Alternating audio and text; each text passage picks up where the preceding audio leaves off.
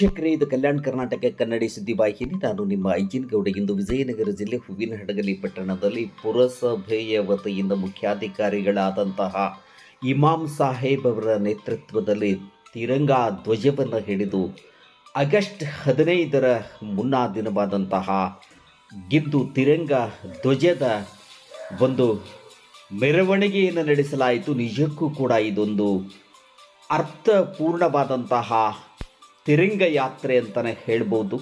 ನಿಜಕ್ಕೂ ಕೂಡ ನಿಜವಾದ ಸೈನಿಕರಿವರು, ಪೌರ ಕಾರ್ಮಿಕರು.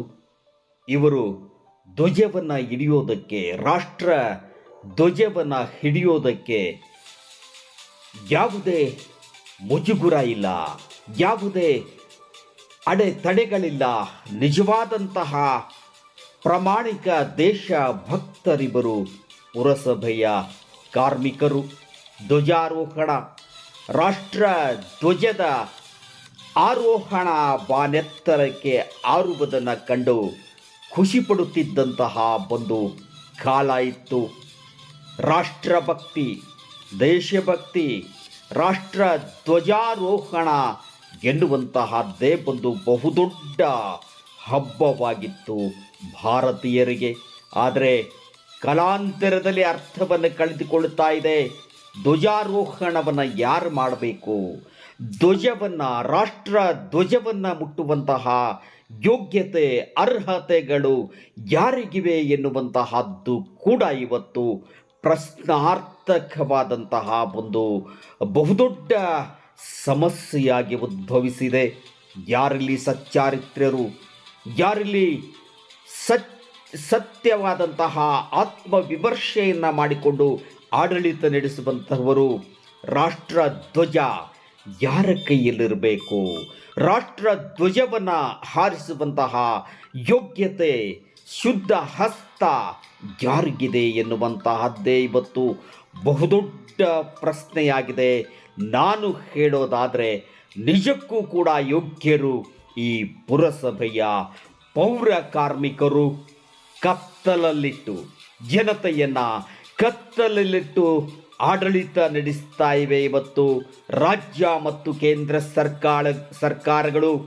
ಬರೀ ಮೋಸ, ವಂಚನೆ, ದ್ರೋಹ, ಭ್ರಷ್ಟಾಚಾರಗಳೇ ಇವತ್ತು ತಾಂಡವಾಡ್ತಾ ಇವೆ ಭಾರತದಲ್ಲಿ.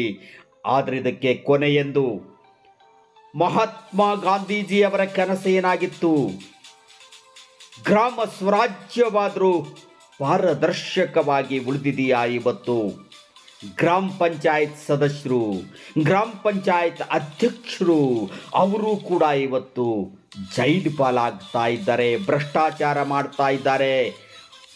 ರಾಷ್ಟ್ರ ಧ್ವಜವನ್ನು ಮುಟ್ಟುವಂತಹ ಯೋಗ್ಯತೆ ಇವತ್ತು ಯಾರಿಗಿದೆ ಎನ್ನುವಂತಹದ್ದು ಕೂಡ ಚಿಂತಿಸಬೇಕಾಗಿರುವಂತಹ ಸಂದರ್ಭ ಆಗಿರೋದ್ರಿಂದ ಇವತ್ತೇನು ಹೂವಿನಡಗಲಿ ಪಟ್ಟಣದಲ್ಲಿ ನಡೆದಿದೆ. ಪೌರ ಕಾರ್ಮಿಕರ ಒಂದು ರಾಷ್ಟ್ರ ಧ್ವಜವನ್ನು ಹಿಡಿದು ಎದೆಯುಬ್ಬಿಸಿ ನಡೆಯುವಂತಹ ಈ ಪೌರ ಕಾರ್ಮಿಕರಿಗೆ ನಿಜಕ್ಕೂ ಕೂಡ ಅಭಿನಂದನೆಯನ್ನು ಸಲ್ಲಿಸೋಣ ಬಂಧುಗಳೇ. ಆಗಸ್ಟ್ 15ರ ಸ್ವಾತಂತ್ರ್ಯ ದಿನೋತ್ಸವ ಅತ್ಯಂತ ಪವಿತ್ರವಾದ ದಿನ ನಮ್ಮ ಭಾರತೀಯರಿಗೆ, ನಮಗೆಲ್ಲರಿಗೂ ಕೂಡ ಅತ್ಯಂತ ಒಂದು ಮಹತ್ವದ ದಿನ ಆಗಸ್ಟ್ 15.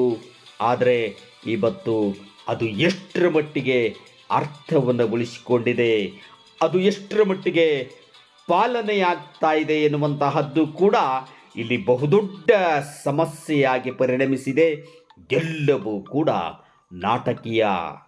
ಯಾರು ಏನು ಮಾಡ್ತಾರೆ, ಎಲ್ಲಿದ್ದಾರೆ? ಸ್ವಾತಂತ್ರ್ಯದ ಕನಸೇನಾಗಿತ್ತು? ನಾವು ಸ್ವತಂತ್ರವನ್ನು ಯಾಕೆ ಪಡೆದ್ವಿ? ಸ್ವಾತಂತ್ರ್ಯಕ್ಕಾಗಿ ಎಷ್ಟೋ ಜನ ತ್ಯಾಗ ಬಲಿದಾನಗಳನ್ನು ಮಾಡಿದರು. ಆದರೆ ಅದರ ಒಂದು ಇವತ್ತೇನು ಉದ್ದೇಶ ಈಡೇರಿದೆಯಾ ಎನ್ನುವಂತಹ ಯೋಚಿಸುವಂತಹ ಒಂದು ಸಂದರ್ಭ ಎಲ್ಲರಿಗೂ ಕೂಡ. ನಮಸ್ಕಾರ.